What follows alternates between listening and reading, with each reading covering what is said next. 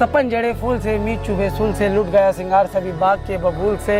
हम खड़े खड़े बाहर देखते रहे, कारवां गुजर गया गुबार देखते रहे। नींद भी खुली ना थी कि हाथ धूप डल गई, पाँव भी उठे ना तो कि जिंदगी फिसल गई।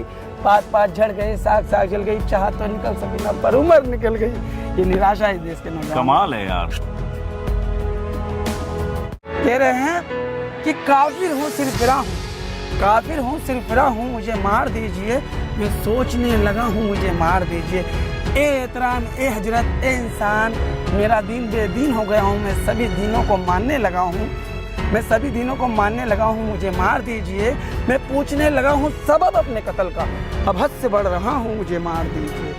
मैं ठीक सोचता हूँ, ये कोई हद है मेरे लिए, मैं साफ साफ देखता हूँ, मुझे मार दीजिए। जिंदा रहा तो करता रहूँगा प्यार, साफ दे रहा हूँ, मुझे मार दीजिए।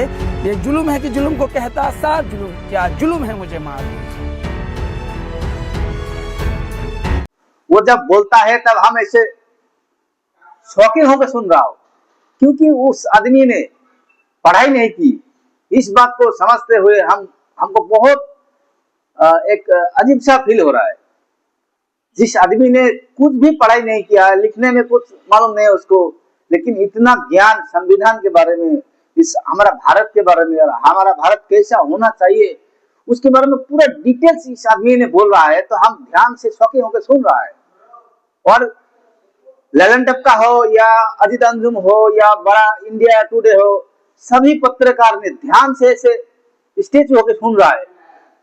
कैसे हो सकता है यार, कैसे हो सकता है? इस आदमी ने कुछ पढ़ाई नहीं की। हम लोगों ने जब बीए किया है, एमए किया है, किसी ने तो हायर एजुकेशन हासिल की है, फिर भी इतना ज्ञान हासिल नहीं कर पाया। हमें लगता है प्राइम मिनिस्टर मोदी से भी बहुत ज्यादा ज्ञान रखते हैं। विपिन भाई का वीडियो देख लीजिए और नरेंद्र मोदी का वीडियो देख लीजिए। सरकार रहेगी कब? हम आपको दावे से कह सकता हूँ कि नरेंद्र मोदी का हर एक वीडियो में आप गाली देंगे या उनकी सीधे कमेंट करेंगे, लेकिन इमरान भाई का जो वीडियो है, उनका जो बात करने का तरीका है, उन तरीके को आप सुन के ऐसा हैरान हो जाओगे आप, क्योंकि उन्होंने कुछ भी गलत बात नहीं कर रहा है।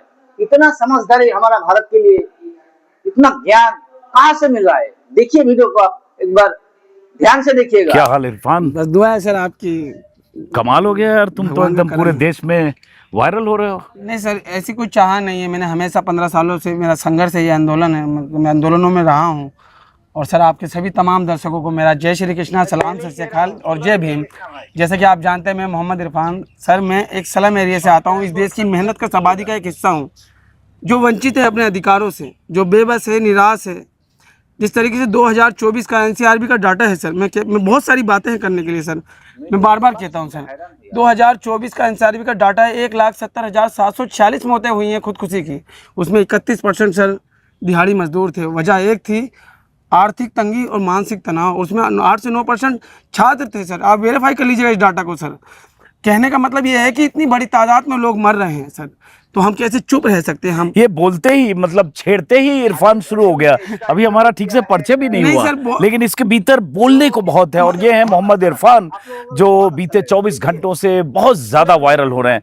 लाखों नहीं करोड़ों लोग इनको देख रहे हैं। सीजेपी का जो प्रोटेस्ट हुआ जंतर मंतर पर, वहां ललन टॉप ने, फिर कुछ और मीडिया ने, शुरुआत शायद वहीं से हुई, और उसके बाद करोड़ों लोग इनको देख रहे हैं। तो मैंने भी इन्हें आमंत्रित किया, जरा इरफान से बात की जाए। चलो आप शुरू हो जाओ, पहले अपने बारे में जरा हमारे दर्शकों को परिचय करो।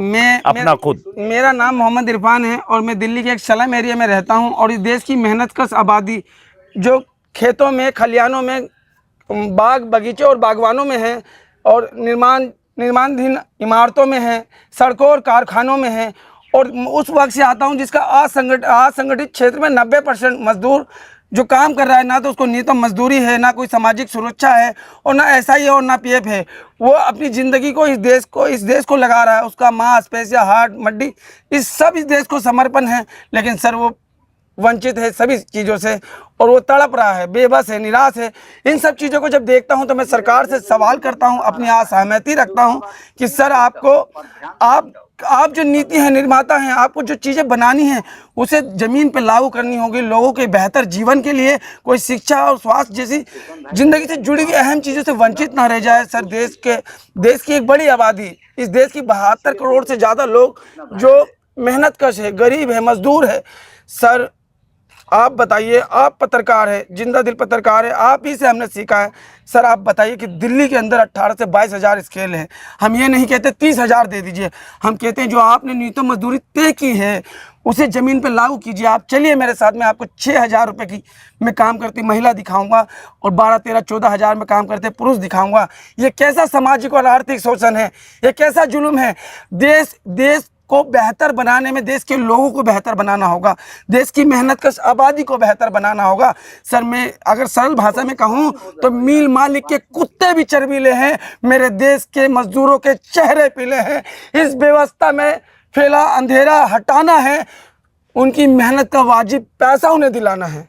यार एक सांस में इतना बोलते हो इरफान, बहुत भरा है तुम्हारे नहीं भीतर। भरा नहीं, हाँ। हम स्कूल नहीं गए, हमने किताबें नहीं पढ़ी, हमने जिंदगी को महसूस किया है, सूरज की धूप खाई है, लोगों की धुतकार खाई है, हमने देखा है करीब से सर जीवन को।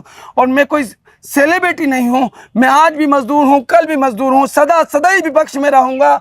आज ये है कल कोई और होगा, सवाल करूँगा, करता रहूँगा। जब मैं सर देखता हूँ कि एनसीआरबी का डाटा है 19, 20, 21 में 13,13,000 से ज़्यादा महिलाएं गायब हो गई हैं। आपकी कमीज का बटन बिगड़ जाए सरकार तो आप 24 घंटे में सारी एजेंसियां लगा देंगे, लेकिन इस देश में इतनी बड़ी संख्या में महिला गायब हैं तो हम भारतीय होने के नाते, एक जिंदा दिल होने के नाते हम आपसे सवाल करेंगे। आपको बुरा लगे ठीक, आपको अच्छा लगे ठीक। एक बात इरफान आपने कही, एक तो देखो इसी तरह से आक्रोश, गुस्सा, तमाम जानकारियां, लेकिन जैसे बीच में अभी आपने कही, क्योंकि हमारा इनसे पहली बार ऐसे परिचय हो रहा है, हालांकि जब बात की तो पता चला कभी किसानों के आंदोलन में मेरे कैमरे में आए भी थे। लेकिन जैसे इरफान आपने बताया अभी कि पढ़ाई लिखाई कितनी हुई है, थोड़ा आपका परिचय भी। पढ़ाई लिखाई नहीं हुई है सर, बिल्कुल नहीं, बिल्कुल नहीं। स्कूल नहीं गए? नहीं सर, स्कूल में मैं गया और भाग आया। हाँ। और जमुना थी हमारे यहाँ, लक्ष्मी नगर की झुग्गियाँ थी। हाँ। तो जमुना पे ना सर नारियल नहीं होते, नारियल लोग भा देते हैं, और नारियल को हम 98 में बेच देते अपने बचपन में, कुछ खा लेते थे तो 2-3 रुपए हो जाते थे। तो वो लालच है ना स्कूल से दूर कर दिया। लेकिन ऐसा नहीं था कि मैंने पढ़ाई की अहमियत को कभी वो दरकिनार किया है। पढ़ाई ही इंसान को, समाज को, परिवार को और देश को बदल सकती है। तो एकदम पढ़ाई नहीं की नहीं, स्कूल की? एकदम नहीं पढ़ाई लेकिन की। आपके जो वायरल वीडियो है इरफान, उसमें देख रहा हूं मैं राजा राम मोहन रॉय, गांधी, भगत सिंह, बिस्मिल, विवेकानंद, इन तमाम लोगों की बात कर रहे हो। 4 ट्रिलियन इकोनॉमी, देश, अर्थव्यवस्था, ये सब कहाँ से सीखे? सर ऐसा है कि राजा राम मोहन राय को हम भूल नहीं सकते। उन्होंने सती प्रथा पे बहुत काम किए, महिलाओं के अधिकारों को लेके। उनकी घर की भाभी ही सती प्रथा कर दी गई थी। जब इन सब चीज़ों को हम देखते हैं तो ये वो लोग हैं जो समाज में उदारवादी और निरपक्ष और निर्धर्म लोगों के देश हित में काम कर रहे थे। तो हम उन्हें कैसे भूल सकते हैं?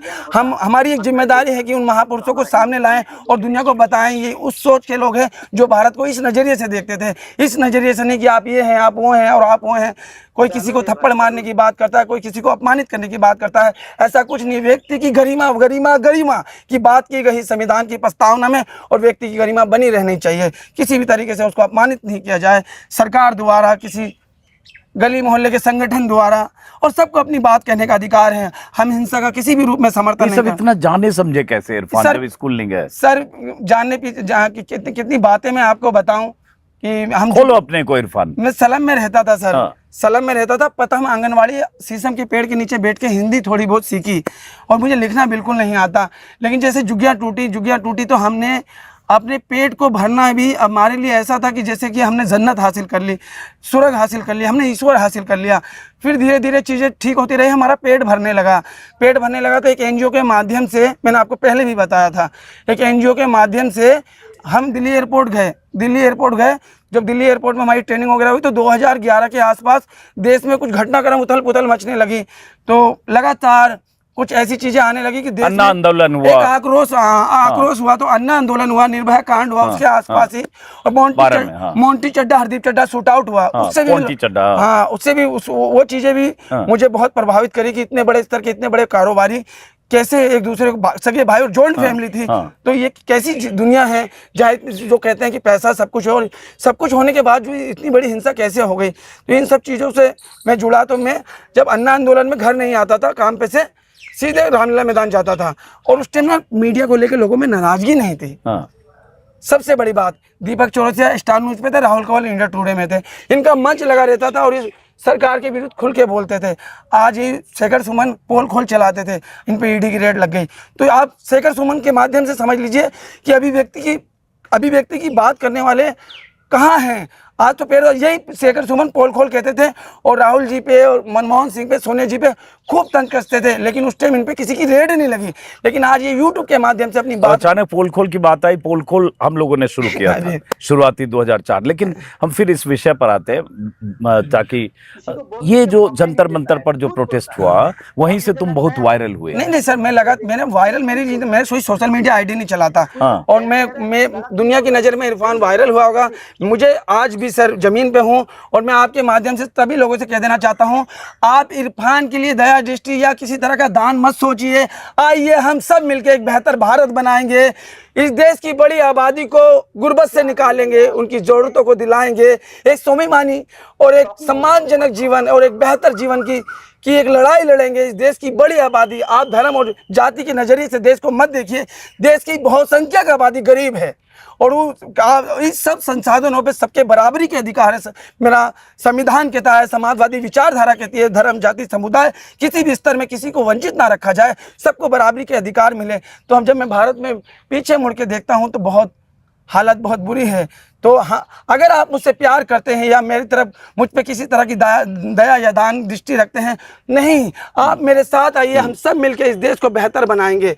और हमें गांधी पे, अंबेडकर पे और तमाम उन लोगों को, जैसे डॉक्टर राजेंद्र प्रसाद, तमाम संविधान सभा के उन महापुरुषों का दिल से शुक्रिया अदा करना चाहिए। उन्होंने हमें इतना प्यारा संविधान दिया जो पायदान में खड़े अंतिम व्यक्ति को भी अपनी बात रखने का मौका देती है। और आप जैसे जिंदा दिल पत्रकार, जो हम जैसे गरीब और शोषित वंचित पीड़ित लोगों को भी सरकार के समक्ष अपनी बात रखने का मौका देते हैं। लेकिन मैं हैरानी से तुमको देख रहा हूँ कि ये धारा प्रवाह जो बोल रहे हो, ये भीतर से इतनी आग तुम्हारे भीतर भरी हुई है। मैं सर आपसे लगातार कितनी भी देर तक बात कर सकता हूँ।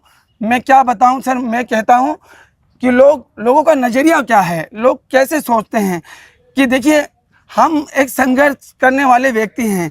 किसी के लिए मैं वायरल हो गया हूँ, किसी के लिए कुछ हो गया हूँ, लेकिन मैं कहता हूँ, मेरी एक मांग है, मैंने शादी नहीं करी और शादी कभी नहीं करूँगा। ये नहीं कि मोदी जी ने शादी नहीं करी, वही एक ईमानदार है। इस देश में करोड़ों लोग हैं जो इस देश से प्यार करते हैं, जिन्होंने समर्पण भाव से अपना जीवन इस देश को दिया है। समझ रहे हैं? हमने भी शादी नहीं करी और कभी नहीं करनी है। तो शादी क्यों नहीं की और क्यों नहीं करनी? मेरा झुकाव हमेशा आंदोलनों की तरफ था। मैं 35 साल का हो गया, आप भी एक पुरुष हैं, मैं भी एक पुरुष हूँ। आपकी 24 साल, 18 साल, 17 साल की जो उम्र थी, एक उत्तेजना थी, आप उससे प्रभावित हैं, उसे जानते हैं। लेकिन मैंने भी जाना, लेकिन मैं 35 साल का हूँ, मेरे अंदर इतनी जिज्ञासा इन चीजों को लेकर नहीं है। तो कहीं भी आंदोलन होता उसमें जाते लगातार हर आंदोलन मैं खुल के कहता हूँ कि मैं CNRC आंदोलन में था, अन्ना आंदोलन में था, किसान आंदोलन में था, वो सारी चीजें। तो आंदोलन जीवी हुए मोदी जी के मुताबिक। उनकी नजर में मैं आंदोलन जीवी हूँ। लेकिन मैं इस देश से प्यार करता हूं और देश से प्यार करने की पहली मेरी जिम्मेदारी है कि मैं इस देश के शोषित, वंचित, पीड़ित किसान, नौजवान, तमाम लोगों की पीड़ा और दर्द को महसूस करूं और दुनिया और सरकार के सामने रखूं। आप कैसा भारत विश्व के पटल पे लेके जाना चाहते हैं, मुझे इसकी व्याख्या बताएं कि तुम कैसा भारत देखते हो? मैं ऐसा भारत देखता हूं जैसे अभी दुनिया की बड़ी अर्थव्यवस्था है, दौड़ता भारत है, लेकिन इसका लाभ निजी लोगों को मिल रहा है। 60% इसकी हिस्सेदारी कारपोरेट घराने में है और 40% में सब आ जाते हैं। उसमें 15-16% में सभी का देश की बड़ी आबादी आती है। तो हम ऐसा भारत चाहते हैं कि देश की तरक्की में सबका बराबरी की हिस्सेदारी हो, कोई किसी तरीके से शोषित और वंचित ना हो, किसी की उम्मीद ना मरे, किसी के सपने ना मरे। हम ये नहीं कहते कि हमें सोने का महल चाहिए, जिंदगी जीने की मूलभूत सुविधाएं तो होनी चाहिए। हम 21वीं सदी में हमारे पास अनपढ़ बच्चे क्यों हैं, स्कूल ना जाने वाले बच्चे क्यों हैं? मुझे बहुत से लोगों से शिकायत है, सरकारों से भी नहीं, उन धार्मिक संगठनों से भी है जो लोगों को मैं अपने जहाँ से मैं आता हूँ, मैं मुस्लिम समुदाय से आता हूँ, मुझे उनसे भी शिकायत है कि आप 6 सिपाही और 2 किताबों में लोगों को बांध रहे हैं। अगर 30 साल से आप पत्रकार हैं, आपकी जिंदगी का एक हिस्सा 6 सिपाही और 2 किताबों में आप जमीन के नीचे की बात करेंगे या तो सीधे आसमान की, उस जगह की बात ही नहीं कर रहे जहाँ पे आपको सर्वाइव करना है, जहाँ आपको जीना है। तो कैसे आप बेहतर कर पाएंगे, फिर दुनिया का सामना कैसे कर पाएंगे? मेरी उन लोगों से भी शिकायत है, खाली सरकार से नहीं है। क्योंकि सुबह 5 बजे घर में कोई आए और कहे कि अल्लाह वाले आए हैं अल्लाह की बात लेके, फिर वो उसे लेके जाए और फिर उसे कहे कि आपको मरने की बात की तैयारी करनी है, दुनिया एक दिन की है, फना हो जाना है, एक दिन मर जाना है। लेकिन वो ये नहीं कहते कि आप अपने बच्चों को स्कूल भेजिए। मेरी उनसे भी शिकायत है कहते हैं ना कि हमें अपनों ने लूटा, गैरों में कहा दम था, मेरी किस्ती वहाँ डूबी जहाँ पानी कम था। मुझे हर उस शख्स से शिकायत है जो शिक्षा को अहमियत नहीं देते, जिंदगी को अहमियत नहीं देते। शिक्षा ही एक ऐसी चीज़ है जो जीवन को, परिवार को, समाज को और देश को बदल सकती है। तो हमें शिक्षा के मामले में किसी तरह की कॉम्प्रोमाइज़ नहीं करनी आप चाहिए। शिक्षा से क्यों दूर रह गए? पारिवारिक परिस्थिति थी या क्या था? ऐसा था सर, एक तो घर का हमारा माहौल नहीं था, हम सलम में रहते थे, मैंने बताया सलम में रहते थे। मैंने बचपन में वो चीज मैंने बचपन में, आप डिटेल निकालिएगा सारी, आपको दिल्ली पुलिस की चीज़ों से निकल जाएंगे। मैंने बचपन में वो चीज़ें देखी सर कि हम एक दिन, मैंने देख ली ना, मैं एक हफ्ते सोया नहीं। एक साथ 5-5 लोग एक साथ जल के मर गए, हमारी झुग्गियों में आग लग जाती थी, कभी बाढ़ आती थी। तो मैंने एक बच्चे का कटा हुआ हाथ देखा, सिलेंडर आके फटा, उसके हाथ पे लगा। ये सारी चीज़ें रिकॉर्ड पे हुआ था। हाँ, बहुत बड़ी आग लगती थी। आप दिल्ली पुलिस की उसमें हिस्ट्री में जाके देखेंगे शकरपुर की झुग्गियों के बारे में, ठोकर नंबर 8 की, तो आप बोलेंगे इरफान का बचपना, बाप रे कितना प्रभावित रहा इन चीज़ों से। वो सब चीज़ें देखी हैं बचपन में, समझ रहे हैं। और आप कहाँ रहते हो? आप साउथ जे कॉलोनी में रहते हैं, दिल्ली के। अभी भी जे कॉलोनी में? हाँ। करते क्या हो इरफान आप? मैं तो सर मेहनत मजदूर हूँ, और मैं कभी अपनी ज़मीन नहीं छोड़ूंगा सर। हाँ। कभी नहीं छोड़ूंगा। हाँ, मैं जिन इस देश के ताकतवर लोगों से मिलूंगा तो मैं उनसे कहूँगा कि आइए, देश के मजदूरों पे काम करते हैं। मैं एक ऐसा भारत चाहता हूँ जहाँ पर किसी का शोषण ना हो, कोई करप्शन ना हो, नशा ना हो। नशा एक नेशनल मुद्दा है सर, घरों को बर्बाद कर देता है। गरीब का बच्चा हेरोइन पिएगा तो क्राइम ही ना करेगा, और राज्य में, देश के लिए खतरा ही ना पैदा करेगा। सर आप इन बातों को हल्के में मत लीजिए। नहीं, मैं हल्के में नहीं लूँ, गंभीरता से तुम्हारी बातें सुन रहा हूँ। एक व्यक्ति के मर जाने पे आप पॉलिटिकली ड्रामा जब कर देते हैं तो 13,13,000 का हिसाब कौन देगा? हम जिंदा दिला लोग आपसे बार बार सवाल करेंगे सर, करते रहेंगे। हम एक भारतीय हैं और हम अपने भारतीय होने के नाते मेरी ये जिम्मेदारी है कि प्रत्येक 140 करोड़ लोगों के जीवन में घट रही घटनाओं को मैं बारीकी से देखूं, क्योंकि सरकार की जिम्मेदारी है किसी तरह की उनके पर परेशानी, सामाजिक आर्थिक या किसी तरह की परेशानी ना हो, करके सबको खाना है। लेकिन नीति निर्माता तो आप ही है ना जी, अपॉर्चुनिटी आप ही देंगे ना, समझ रहे हैं। तो आपकी आजीविका कैसे चलती है? थोड़ा पर्सनल भी आजीविका सवाल ऐसी जानबूझ चलती के है पूछना हो। सर, मैंने शादी नहीं करी और मेरे माता पिता का मुझे बहुत प्यार है, भाई बहनों का बहुत प्यार है। पिछले 15 सालों से लगातार आंदोलनों में हूँ, और आंदोलन तो देखो 2-4 साल में एक बार कभी ऐसा होता है तो रेडी पटरी वगैरह वगैरह लगा लेता हूँ, रेडी पटरी वगैरह लगा लेता हूँ। और कुल मिला के ये है, रामधारी सिंह दिनकर कहते हैं, वर्षों तक वन में घूम घूम, वादा विनगो को चूम चूम, साधु धाम पानी पत्थर, पांडवाय को चोर निखर, सौभाग्य न सब दिन सोता है, देख आगे क्या होता है। तो आगे की चीजें हैं सर। तो ये दिनकर, ये विवेकानंद, कहीं सुना फराद की शायरी भी तुम सुना रहे हो, तो ये सब कहाँ से? नहीं, फराद की शायरी बहुत चीज है। फराद कह रहे हैं कि आप मुझे मार दीजिए, मैं किसी से नफरत नहीं करता, जिंदा रहूंगा तो प्यार करता रहूंगा, मैं नफरत नहीं करता। तो ऐसे आदम गोंडवी साहब हैं, आदम गोंडवी साहब हैं, रामनाथ सिंह ठाकुर नाम था उनका, वो ठाकुर समाज से आते थे, उत्तर प्रदेश से, गोंडा जिला से। तो वो गरीबों के लेखक थे, किसानों के लेखक थे। उनकी कलम में शायरी, मोहब्बत और तराने नहीं थे। आदम गोंडवी और धूमिल दो नाम था, सुदामा प्रसाद। तो आदम गोंडवी की इस तरीके से लाइन है, बेहिचक कही जाती है उस महापुरुष की लाइन को, भुने काजू प्लेट में, इसकी गिलास में, राम राज्य उतरा है विधायक निवास में, जितने हराम खोर थे कुर्बो जवार में, प्रधान बन के आ गए अगली कतार में। और जिस तरीके से आप बार बार अहमद फराज जी की बात कर रहे हैं, तो अहमद फराज जी अपने आप में कुछ कह रहे हैं कि काफिर हूँ सिरफिरा हूँ, काफिर हूँ सिरफिरा हूँ, मुझे मार दीजिए, मैं सोचने लगा हूँ, मुझे मार दीजिए। ए एहतराम, ए हजरत, ए इंसान, मेरा दीन बेदीन हो गया हूँ, मैं सभी दीनों को मानने लगा हूँ, मैं सभी दीनों को मानने लगा हूँ, मुझे मार दीजिए। मैं पूछने लगा हूँ सबब अपने कत्ल का, अब हद से बढ़ रहा हूँ, मुझे मार दीजिए। मैं ठीक सोचता हूँ, ये कोई हद है मेरे लिए, मैं साफ साफ देखता हूँ, मुझे मार दीजिए। जिंदा रहा तो करता रहूँगा प्यार, साफ कह रहा हूँ, मुझे मार दीजिए। ये जुल्म है कि जुल्म को कहता साफ जुल्म, क्या जुल्म है, मुझे मार दीजिए। तो ये सब आपकी मेमोरी में सब दर्ज है? मतलब वो क्या कह रहे हैं कि ये जुल्म है, ये जुल्म है कि जुल्म को कहता साफ जुल्म। हमारी जैसे लोग जो हम कह रहे हैं कि भैया हम तो हिसाब लेंगे ना भाई, खाली आपकी घी से चुपड़ी हुई शब्दों से, अरे आपका तो कोई मुकाबला ही नहीं ना जी। आप तो संसाधनों से समृद्ध हैं, आप देश के प्रधानमंत्री हैं और दिन रात खुद को गरीब गरीब कह के अमीरी की सारी फैसिलिटी लेते हैं। तो हम आपसे पूछेंगे ना, आइए मेरी गुर्बत में, मेरी परेशानियों को महसूस कीजिए, आइए मेरी जिंदगी में, इस देश के, मेरी नहीं हमारी जिंदगी में आइए हमारी ज़िंदगी में देश की मेहनतकश आबादी को महसूस कीजिए। वो चाहता है अपने बच्चों को बेहतर शिक्षा देना, वो चाहता है बेसिक अच्छे कपड़े पहनना, वो चाहता है कि ज़िंदगी को थोड़ा सही अच्छी तरीके से जिया जाए। चलिए, जय हिंद। वीडियो बहुत लंबा हो रहा है तो इसीलिए मैं काट कूट के छोटा कर दिया ताकि आप लोगों को देखने के लिए आसान हो जाए। जय हिंद।